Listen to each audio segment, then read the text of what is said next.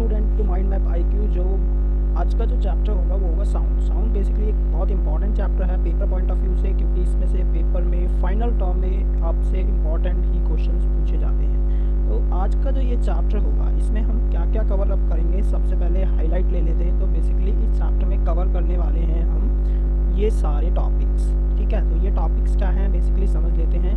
What is sound, sound क्या है, उसको प्रोड्यूस मतलब वाइब्रेशंस, प्रोड्यूस बाय वाइब्रेशन। तो मतलब वाइब्रेशंस क्या होते हैं, तो साउंड प्रोडक्शन कैसे होता है, लॉन्गिट्यूडनल और ट्रांसवर्सल वेव्स क्या होती हैं, कंप्रेशन और रेयरफेक्शन क्या होता है, ठीक है। उसके बाद साउंड की कैरेक्टरिस्टिक्स पढ़ेंगे, जिसमें wavelength, frequency, time period, amplitude and velocity, ये सारे फैक्टर्स क्या होते हैं, ये मतलब किसी भी साउंड की कैरेक्टरिस्टिक्स को पहचानने में ये सारे जो कैरेक्टर्स होते हैं किस तरीके से इंपॉर्टेंट रोल प्ले करते हैं। उसके बाद वेलोसिटी क्या होती है डिफरेंट मीडियम में साउंड की, और साउंड रिफ्लेक्शन ऑफ साउंड को पढ़ेंगे, और रेंज ऑफ हियरिंग पढ़ेंगे, इंफ्रासोनिक और अल्ट्रासोनिक क्या होता है, इको और रिवर्बरेशन क्या होता है, ऑडिबल रेंज जो 20 हर्ट्ज से लेकर के 20,000 हर्ट्ज के बीच में होती है नॉर्मल पर्सनस के लिए।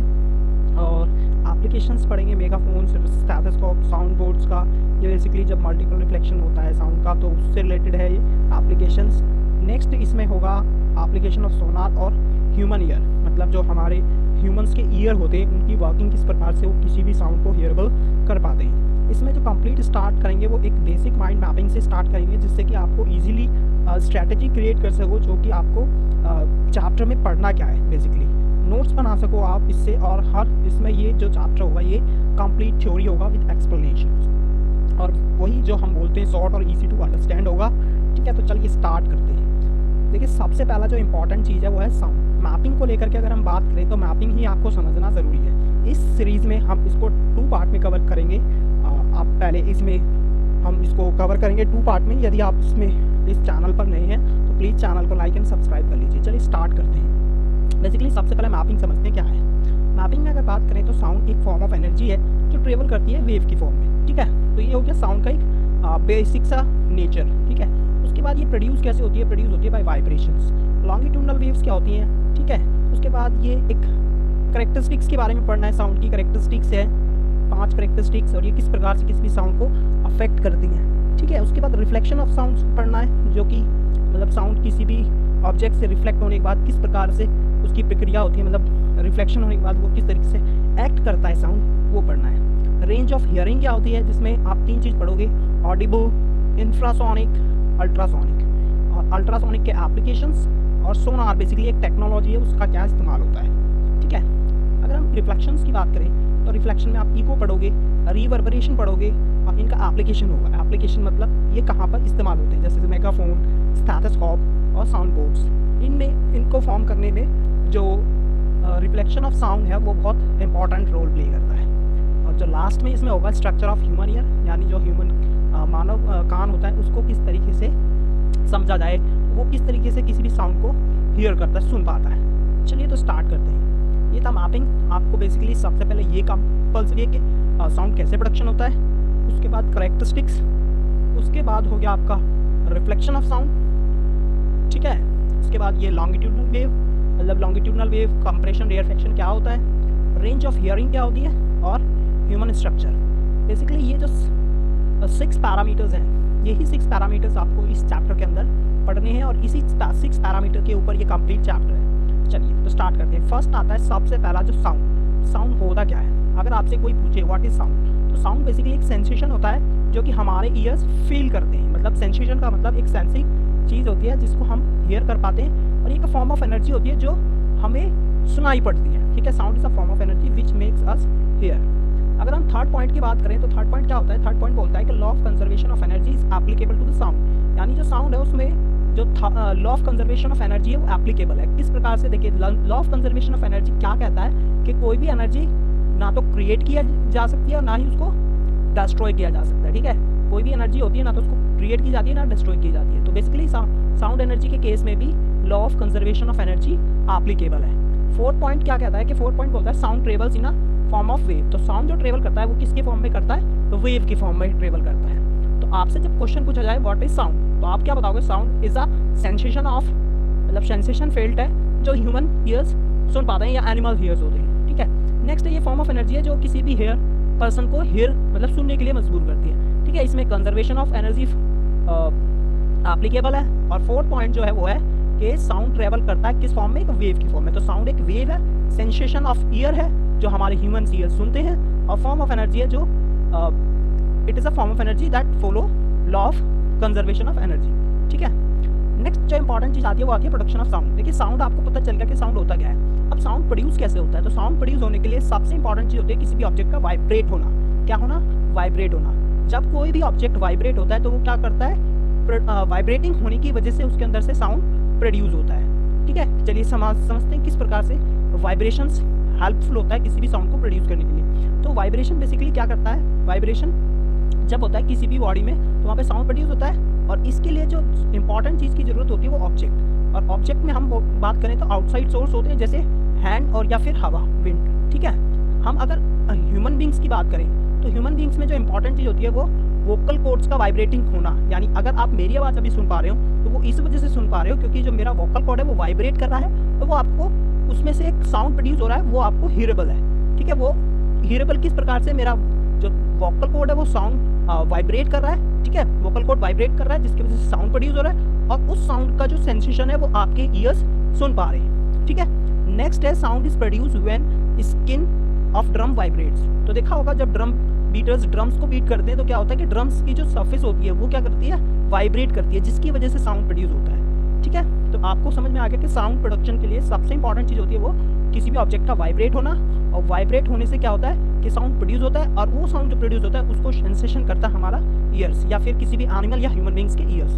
नेक्स्ट है in laboratory the sound is produce by vibrating tuning fork. तो देखिए इसको लाइब्रेटरी में जब कैसे समझा जाता है, मतलब कैसे समझते हैं इसको, जब लाइब्रेटरी में कोई भी किसी भी प्रकार की एक्टिविटी या फिर प्रैक्टिकल करते हैं तो उसमें एक टर्निंग फॉग लेते हैं जिसको वाइब्रेट किया जाता है, और उसमें एक बॉब लटकाया जाता है। उस बॉब पे क्या किया जाता है, इस पर इस टर्निंग फॉग को ला करके हिट किया जाता है। तो जब ये टर्निंग फॉग वाइब्रेट करता है तो इसकी जो ये थ्रेड है इसमें वाइब्रेशन प्रोड्यूस होता है, जिसकी वजह से दिखता है कि हाँ साउंड प्रोड्यूस हो रहा है। ठीक है, वाइब्रेशन को नोटिस करने के लिए बेसिकली ये एक्सपेरिमेंट लैबोरेटरीज में किया जाता है कि जिससे कि चेक किया जा सके कि हाँ वाइब्रेशन की ही वजह से साउंड प्रोड्यूस होता है या नहीं। ठीक है, क्या होता है कि ये जो टर्निंग फॉग है इसको किसी भी रबर के मटेरियल से हिट किया जाता है जिससे इसके अंदर एक वाइब्रेशन प्रोड्यूस होता है, और इस वाइब्रेशन को इस टेनिस बॉल जो होती है इसके पास लाया जाता है, जिससे ये जो थ्रेड इससे हैंगिंग है इस थ्रेड में भी थोड़ा सा वाइब्रेशन क्रिएट होता है। क्लियर हुआ? तो प्रोडक्शन ऑफ साउंड आपको क्लियर हो गया होगा कि basically sir production of sound किससे रिलेटेड है, due to the vibration of object. Next जो इंपॉर्टेंट चीज़ आता है, देखिए अभी हमने प्रोडक्शन के बारे में पढ़ लिया, तो यहाँ से हम क्या कंक्लूड कर सकते हैं कि साउंड कैसे प्रोड्यूस होता है, बाय वाइब्रेटिंग स्ट्रिंग। यानी जो म्यूजिकल इंस्ट्रूमेंट्स होते हैं उसमें सितार, जैसे हम सितार के एक एग्जांपल लेंगे तो उसमें जो स्ट्रिंग्स होते हैं उनको वाइब्रेट करेंगे तो वो वाइब्रेट करने से साउंड प्रोड्यूस होगा। वाइब्रेटिंग एयर मतलब जो फ्लूट वगैरह होती हैं उनको उनमें एयर पास करने से भी क्या होता है, वाइब्रेशन क्रिएट होता है, तो साउंड प्रोड्यूस होता है। वाइब्रेटिंग मेम्ब्रेन, जो तबला और ड्रम होते हैं उनकी सरफेस जो होती है वो किसी मेम्ब्रेन से बनी होती है। ठीक है, और उस मेम्ब्रेन पे जब कोई हिट करता है तो वो क्या करते हैं, वाइब्रेट करते हैं, जिसकी वजह से साउंड प्रोड्यूस होता है। वाइब्रेटिंग प्लेट्स, बाइसिकल बेल की अगर बात करें, जो साइकिल में घंटी होती है बेसिकली उस पर क्या होती है कि जब भी उसमें प्लेट्स वाइब्रेट करती हैं, ठीक है, तो उसमें साउंड प्रोड्यूस होता है। फ्रिक्शन इन ऑब्जेक्ट्स, जब दो ऑब्जेक्ट्स फ्रिक्शंस करते हैं उसकी वजह से भी साउंड प्रोड्यूस होता है। और स्क्रैचिंग, स्क्रम्बलिंग द ऑब्जेक्ट, स्क्रैचिंग का मतलब होता है जब किसी भी ऑब्जेक्ट का स्क्रैच आ जाना, ठीक है, खिंचाव आ जाना। या आपने देखा होगा जब लकड़ी को हम चीरते हैं तो लकड़ी को चीरते समय उसमें से भी क्या होता है, आवाज़ प्रोड्यूस होती है, उसी को स्क्रैचिंग या स्क्रबिंग कहा जाता है। क्लियर है? तो साउंड कैसे प्रोड्यूस होता है, वाइब्रेशन से। वाइब्रेशन अलग अलग तरीके से हो सकती है। ठीक है, आप कभी स्ट्रिंग को वाइब्रेट कर रहे हो या फिर उसमें एयर पास कर रहे हो किसी म्यूजिकल इंस्ट्रूमेंट में, या किसी को हिट कर रहे हो उसमें भी साउंड प्रोड्यूस होगा, या किसी ऑब्जेक्ट के बीच में फ्रिक्शन हो रहा हो तब भी साउंड प्रोड्यूस होगा। नेक्स्ट है प्रोपगेशन ऑफ साउंड। देखिए अभी हमने प्रोड्यूस किया, मतलब अभी हमने पता किया कि साउंड कैसे प्रोड्यूस होता है। नाउ अब हम पता लगाते हैं कि प्रोपगेशन ऑफ साउंड होता क्या है। तो प्रोपगेशन ऑफ साउंड का मतलब साफ है कि जब भी किसी साउंड को एक प्लेस से दूसरी जगह ट्रेवल करना होता है, क्या करना होता है, ट्रेवल करना। यानी आप अगर मेरी आवाज़ को सुन पा रहे हो तो आप किसी एयर या किसी भी इंस्ट्रूमेंट का यूज़ कर रहे होगे, तो जो ट्रेवल कर रहा है साउंड, ट्रेवल करने के लिए जो मीडियम यूज़ कर रहा है, ठीक है, उसी को बोलते हैं प्रोपगेशन ऑफ साउंड। तो साउंड बेसिकली तीनों मीडियम से ट्रेवल करता है, सॉलिड, लिक्विड और गैसेस। और इन तीनों में साउंड की जो स्पीड होती है वो अलग अलग होती है। अब इस स्पीड की बात करते हैं तो जो सॉलिड होता है उसमें साउंड की स्पीड जो होती है वो काफ़ी हाई होती है, लिक्विड के केस में कम होती है, सॉलिड के कंपैरिजन, और गैस में सबसे कम होती है। क्लियर। नेक्स्ट जो इंपॉर्टेंट टॉपिक है वो है इसी में ही कि देखिए, आप अगर अपना डेफिनेशन लिखना चाहें प्रोपगेशन ऑफ साउंड की, तो ये क्या होता है, propagation is a process is in a medium till sound reaches your year. तो साउंड प्रोपगेशन क्या है, बेसिकली आप जो ये वाला पॉइंट है इसमें डेफिनेशन लिख सकते हैं प्रोपगेशन ऑफ साउंड की। और कैसे होता है देखिए मैं बता देता हूँ आपको। बेसिकली जो पार्टिकल होते हैं, सॉलिड, लिक्विड, गैस। सॉलिड के केस में जो पार्टिकल होते हैं वो बहुत पास पास होते हैं, ठीक है। और अगर हम गैसेस की बात करें तो इनके पार्टिकल काफ़ी दूर होते हैं, और लिक्विड के केस में गैसेस के पार्टिकल थोड़े से क्लोज होते हैं, ठीक है। हमने 3 ले लेते हैं, एक ये हो गया, एक ये हो गया, और एक ये हो गया, ठीक है। अब इन तीनों में हम बात कैसे करते हैं, देखिए जो सॉलिड के जो पार्टिकल हैं वो बहुत क्लोज होते हैं। सॉलिड के पार्टिकल क्लोज होते हैं तो वो वाइब्रेट जब करते हैं तो अपने पास के पार्टिकल को बहुत जल्दी डिस्टर्ब करते हैं, जिसकी वजह से वाइब्रेशन वहाँ तेज होते हैं। और क्या होता है, सॉलिड में जो स्पीड ऑफ साउंड होती है वो काफ़ी तेज होती है, और प्रोपगेशन ऑफ साउंड भी तेज होता है, ठीक है।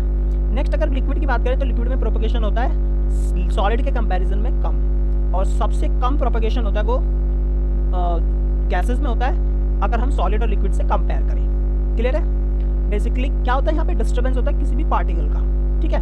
प्रोपगेशन ऑफ साउंड का मतलब, साउंड जैसे हमने बताया वेव होती है, एक वेव फॉर्म होती है, तो वेव बेसिकली वेव में अंदर पार्टिकल्स होते हैं, ठीक है। वेव में अंदर में पार्टिकल होते हैं, और वो पार्टिकल ही क्या करते हैं, एक एनर्जी को दूसरे पार्टिकल को ट्रांसफर करते हैं, जिसकी वजह से वो साउंड एनर्जी ट्रेवल करती है, यानी प्रोपगेट करती है। क्लियर। प्रोपगेशन ऑफ साउंड से मतलब है आपका मूवमेंट ऑफ अ साउंड, यानी साउंड का मूवमेंट, और ये किसके थ्रू होता है, मीडियम के थ्रू, सॉलिड, लिक्विड, गैस, ठीक है। सॉलिड में प्रोपगेशन हाई होता है, लिक्विड में उससे सॉलिड से कम होता है, और गैसेस में लिक्विड से कम, यानी गैसेस में इन दोनों के सॉलिड और लिक्विड के कंपैरिजन में बहुत ही कम होता है। क्लियर।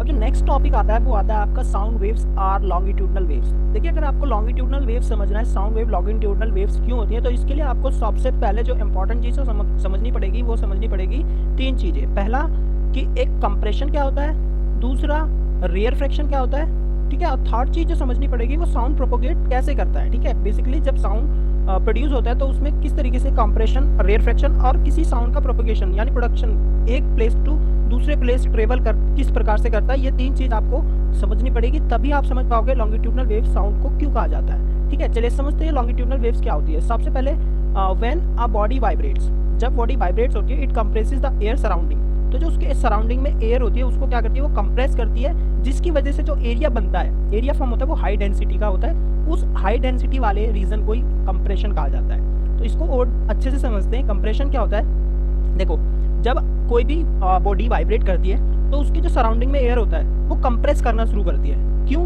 क्योंकि वाइब्रेशन होने की वजह से एक साउंड एनर्जी फॉर्म होती है, वो क्या करती है, उसके सराउंडिंग में जो पार्टिकल्स होते हैं उनको कंप्रेस करती है, ठीक है। और कंप्रेस होने से जो एरिया क्रिएट होता है वो हाई डेंसिटी वाला क्रिएट होता है। नेक्स्ट है रेयर फ्रैक्शन। तो रेयर फ्रैक्शन की अगर बात करें तो रेयर फ्रैक्शन बेसिकली इसका उल्टा है, किसका, कंप्रेशन का।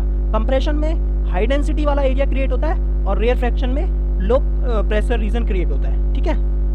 क्या होता है, रेयर फ्रैक्शन में लो पार्टिकल मतलब लो प्रेशर क्रिएट होता है, जिसमें क्या होता है, जो पार्टिकल्स होते हैं वो क्या करते हैं, जब वन मीडियम से दूसरे मीडियम में एनर्जी ट्रांसफर करते हैं, या फिर एक पार्टिकल से दूसरे पार्टिकल को एनर्जी ट्रांसफर करते हैं, तो उस केस में वो लो प्रेशर क्रिएट करते हैं, उसी को रेयर फ्रैक्शन बोला जाता है। तो रेयर फ्रैक्शन की आप डेफिनेशन लिख सकते हो, rarefaction is the area of wave in which particles of mediums are further apart from one another forming a low pressure, ठीक है। ये क्लियर हुआ। चलिए समझते हैं नेक्स्ट चीज, sound needs medium for propagation. जो थर्ड चीज़ थी इंपॉर्टेंट कि साउंड मीडियम क्यों चाहिए उसको प्रोपोगेट करने के लिए। जैसे हमने बताया था कि साउंड को 3 मीडियम की जरूरत है, एक सॉलिड, दूसरा लिक्विड, तीसरा गैस, ठीक है। तो बात करते हैं साउंड की। तो साउंड एक मैकेनिकल वेव्स है। मैकेनिकल वेव्स क्यों कहा जाता है, क्योंकि ये किसी मशीन्स या फिर किसी भी बॉडी या किसी ऑब्जेक्ट्स के द्वारा क्रिएट होती है, तो इसीलिए इसको मैकेनिकल वेव्स कहा जाता है। तो मैकेनिकल वेव्स वो वेव्स होती हैं जो किसी मशीनरी या किसी ऑब्जेक्ट्स या किसी मैटर के द्वारा क्रिएट की जाती है या पार्टिकल के द्वारा क्रिएट जाती है, उसी को मैकेनिकल वेव्स कहा जाता है, ठीक है। मैकेनिकल वेव्स क्लियर हुआ। नेक्स्ट है कि साउंड जो होती है वो प्रोपोगेशन करने के लिए उसको किसी भी मटेरियल की ज़रूरत होती है, और उस मटेरियल या फिर उसको मीडियम कहा जाता है, और वो ये हो सकते हैं एयर, वाटर और स्टील बेसिकली सॉलिड है, ठीक है। साउंड को कभी भी वैक्यूम से ट्रेवल नहीं कराया जा सकता, तो साउंड कभी भी वैक्यूम से ट्रेवल नहीं कर पाता। इसके लिए आपको देखो ये वाला जो डायग्राम है, इसके समझाएंगे कि साउंड कैसे ट्रेवल करता है और वैक्यूम में कैसे ट्रेवल नहीं करता। देखिए इसमें एक इलेक्ट्रिक बेल लगी हुई है, जब इसमें से जो एयर है उसको वैक्यूम किया जाएगा। वैक्यूम मतलब इसमें से इस बेसिकली जो कंटेनर है, बेल जार है, इसमें से जब टोटल एयर जो है उसको बाहर निकाल ली जाएगी तो इसके अंदर जो इलेक्ट्रिक बेल है जो वाइब्रेट कर रही होगी वो क्या करेगी, साउंड प्रोड्यूस करना बंद कर देगी। साउंड है वो प्रोपोगेट नहीं होगा, मतलब जो साउंड है ट्रेवल नहीं कर पाएगा और सुनाई भी नहीं देगा। क्लियर है? तो साउंड को प्रोपोगेशन करने के लिए मीडियम की आवश्यकता होती है, ज़रूरी होती है। ठीक है, नेक्स्ट है कि sound waves are longitudinal waves.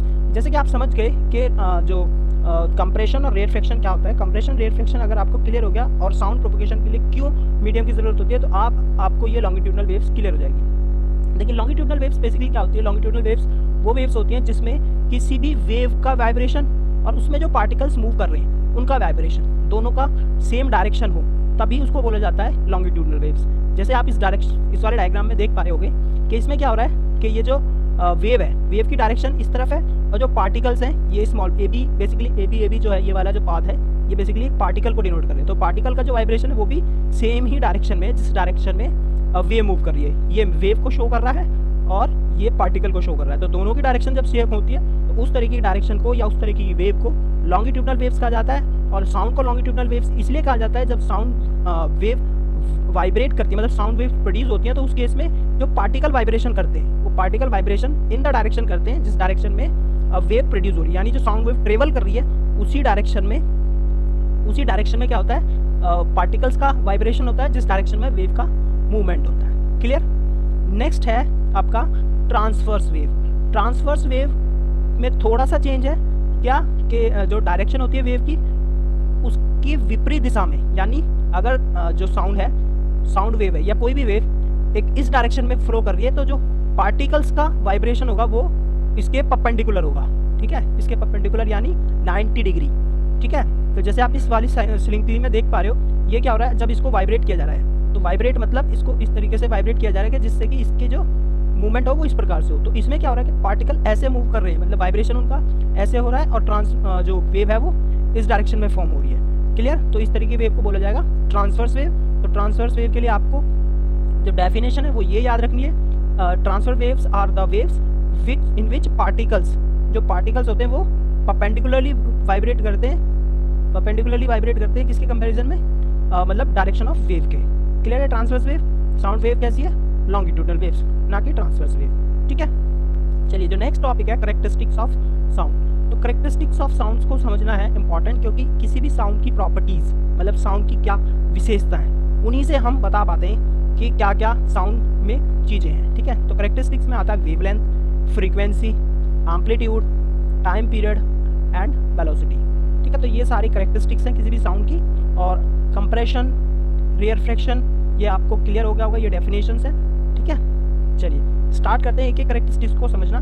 तो सबसे पहला जो कैरेक्टरिस्टिक्स है वो है वेवलेंथ। तो वेवलेंथ क्या है? वेवलेंथ की definition, it is the distance between two consecutive compression और टू कॉन्जिक्यूटिव रेयरफेक्शन।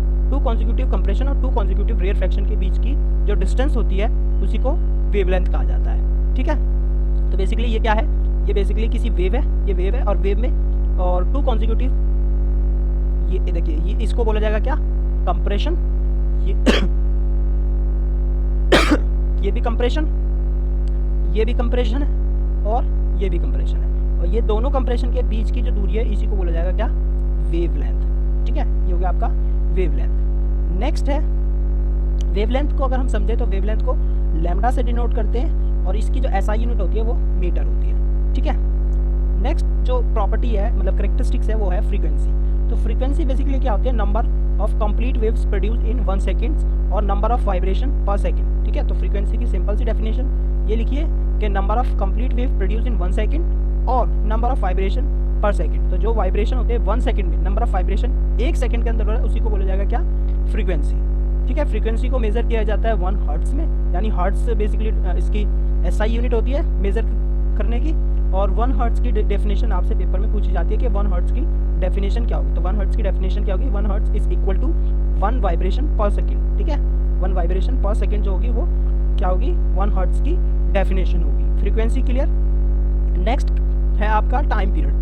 ठीक है, टाइम पीरियड की बात करें तो टाइम पीरियड बेसिकली क्या होता है, time taken to complete 1 vibration. देखिए जब कोई ऑब्जेक्ट वाइब्रेट करता है तो वो एक वाइब्रेशन में कितना समय लेता है उसी को टाइम पीरियड कहा जाता है। यानी एक वेव क्रिएट करने में कितना एक वेव क्रिएट करने में कितना टाइम लेता है, उसी को टाइम पीरियड कहा जाता है। क्लियर है? और अगर हम टाइम पीरियड की बात करें तो टाइम पीरियड की जो एसआई यूनिट होती है वो सेकंड होती है, और इसको डिनोट किया जाता है कैपिटल टी से। ठीक है, फ्रीक्वेंसी और टाइम पीरियड में जो रिलेशन होता है वो एक दूसरे के रेसिप्रोकल होता है। क्या होता है? रेसिप्रोकल। ठीक है, फोर्थ कैरेक्टरिस्टिक है वो है एम्पलीट्यूड। देखिए एम्पलीट्यूड जो है बहुत ही इंपॉर्टेंट है किसी भी वेव की कैरेक्टरिस्टिक्स में किसी। और अगर हम बात करें तो ये क्या होता है, ये किसी भी वेव का मैक्सिमम, देखिए एक वेव है, इसका जो ये मैक्सिमम वाला जो पार्ट होता है, मतलब ये मैक्सिमम कितना वाइब्रेट कर रहा है, ठीक है, पार्टिकल कितना वाइब्रेट कर रहा है, मैक्सिमम डिस्टर्ब कितना हो रहा है, ठीक है, उसी को बोला जाता है एम्पलीट्यूड। ये बेसिकली क्या है, ये एक वेव कितना डिस्टर्ब हो रही है। ठीक है, अगर हम यहाँ पे कंपैरिजन करें, देखिए एक ये आपके पास ये वाली वेव है और एक ये वेव है। ठीक है, तो आप बताइए किस में ज़्यादा एम्पलीट्यूड होगा? एम्पलीट्यूड इसमें ज़्यादा होगा, और इसमें क्या होगा, जो पार्टिकल है वो ज़्यादा वाइब्रेट करेगा, यानी इसमें जो पार्टिकल है उसका क्या होगा, वाइब्रेशन काफ़ी हाई होगा। ठीक है, तो एम्पलीट्यूड की जो एसआई यूनिट होती है वो होती है मीटर। ठीक है, एम्पलीट्यूड क्या होता है, डिस्प्लेसमेंट ऑफ पार्टिकल। ठीक है, तो समझते हैं एक बार और फिर समझ लीजिए, ये पार्टिकल है, ठीक है, और ये पार्टिकल कितना डिस्प्लेस हो रहा है। ठीक है, मैक्सिमम इसका डिस्प्लेसमेंट कितना है, दैट इज कॉल्ड एम्पलीट्यूड। और इसको हम वेव के फॉर्म में जब पढ़ेंगे तो इस वेव कितना मैक्सिमम हाइट कवर कर रही है उसी को बोलेंगे एम्पलीट्यूड। एम्पलीट्यूड बहुत हेल्पफुल होता है पिच और लाउडनेस इन सब कैरेक्टरिस्टिक्स और टिम्बर जैसी कैरेक्टरिस्टिक्स के लिए।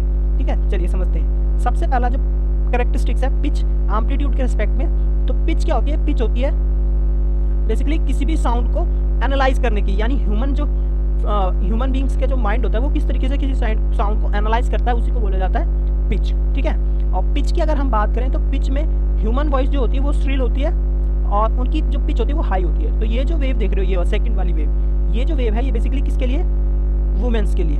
लेकिन हम अगर बात करें मेन की, तो मेन के केस में ये वाली वेव है, इसमें पिच ज़्यादा है, इसमें पिच कम है। ठीक है, तो जो वुमेन्स होते हैं उसमें मतलब वुमेन्स की जो पिच होती है वो हाई होती है, और मैंस में पिच जो होती है वो कम होती है। नेक्स्ट जो चीज़ है वो है लाउडनेस। लाउडनेस बेसिकली डिपेंड होती है किस पर, किसी भी साउंड के एम्पलीट्यूड पर। तो जितना ज़्यादा एम्पलीट्यूड होगा, देखिए ये वाला रिलेशन आपको याद रखना है, loudness is directly proportional to amplitude का स्क्वायर। तो जितना ज़्यादा एम्पलीट्यूड होगा उतनी ज़्यादा लाउडनेस होगी। ठीक है, लाउडनेस को मेजर किया जाता है डेसिबल में। ये हो गया आपका लाउडनेस। नेक्स्ट जो इंपॉर्टेंट चीज़ है वो है क्वालिटी। देखिए क्वालिटी और टिम्बर ये दोनों सेम चीज़ है। क्वालिटी की अगर बात करें तो sounds depends on the shape of sounds wave produce. ठीक है, तो जो साउंड प्रोड्यूस होता है वो किस पे डिपेंड होता है, किसी भी प्रोड्यूसिंग ऑब्जेक्ट के शेप के ऊपर। ठीक है, तो अगर हम बात करें तो सिंगल टोन मतलब सिंगल फ्रीक्वेंसी का जो साउंड होगा उसको हम टोन बोला जाएगा, और जो डिफरेंट फ्रीक्वेंसीज का साउंड होगा उसको नोट बोला जाएगा। आपको ये याद रखना है। और म्यूजिक और नॉइस, इन दोनों में अंतर याद रखना है। म्यूजिक और नॉइस में क्या अंतर होता है, तो म्यूजिक और नॉइस में अंतर होता है क्या, कि जो म्यूजिक होता है वो प्लीजेंट होता है, मतलब उसको हम सुनने में हमें प्लीजेंट लगता है, लेकिन जो नॉइस होती है वो हमें सुनने में प्लीजेंट नहीं लगती। ठीक है, नॉइस क्या होती है, unpleasant sound. Noise is a unpleasant sound to hear while music is pleasant to hear. It is a good quality. Clear. Next जो है वो है वेलोसिटी। देखिए अगर वेलोसिटी की बात करें तो वेलोसिटी से सिंपल सा है कि जो साउंड वेव है वो प्रोपेगेट कर रही है, ट्रेवल कर रही है 1 सेकंड के अंदर में, उसी को वेलोसिटी ऑफ वेव या वेलोसिटी ऑफ साउंड कहा जाएगा। ठीक है, the distance travel by wave in 1 second is called wave. ठीक है, वेलोसिटी की अगर बात करें तो डिस्टेंस ट्रेवल अपॉन में टाइम टेकन। ठीक है, तो वेलोसिटी क्या होता है, वेलोसिटी का जो फॉर्मूला होता है वो डिस्टेंस ट्रेवल अपॉन में टाइम टेकन। यानी आपने देखा होगा जब आप स्पीड बताते हो या वेलोसिटी बताते हो किसी की, तो कैसे बताते हो, किलोमीटर पर आवर में। ठीक है, तो आप में यहाँ पे जो ये पर है दिस स्लैश, ये स्लैश क्या बता रहा है, बेसिकली ये स्लैश बता रहा है दोनों के बीच में डिवाइड, यानी distance travelled divided by time taken, आपकी वेलोसिटी आ जाएगी। और अगर हम डिस्टेंस की बात करें तो डिस्टेंस को मेजर करते हैं वेवलेंथ में।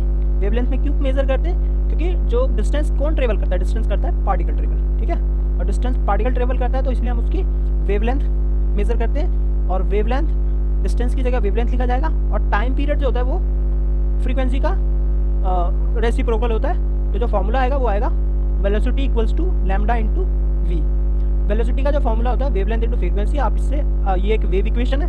ठीक है, this is a wave equation. और वेलोसिटी वेरी हेल्पफुल होती है किसी भी साउंड का स्पीड एनालाइज करने में, क्योंकि कोई साउंड कितना स्पीड कितना मूवमेंट हो रहा है। ठीक है, एग्जाम्पल्स की बात करें तो व्हाट इज द फ्रीक्वेंसी। देखिए आप इस एग्जाम्पल को समझिए और इस एग्जाम्पल से हम वेलोसिटी के कुछ क्वेश्चन है उसको करते हैं। और उसमें बेसिकली पूछा गया आपसे इसमें what is the frequency of sound wave whose time period is 0.05 second. तो आपको बताना है कि क्या साउंड वेव की फ्रीक्वेंसी क्या होगी जिसका टाइम पीरियड कितना है 0.05 सेकेंड। तो देखिए फ्रीक्वेंसी का फॉर्मूला क्या होता है 1/t, आप सीधा इसका रेसिप्रोकल कर दोगे तो आपको फ्रीक्वेंसी आ जाएगी। क्लियर है?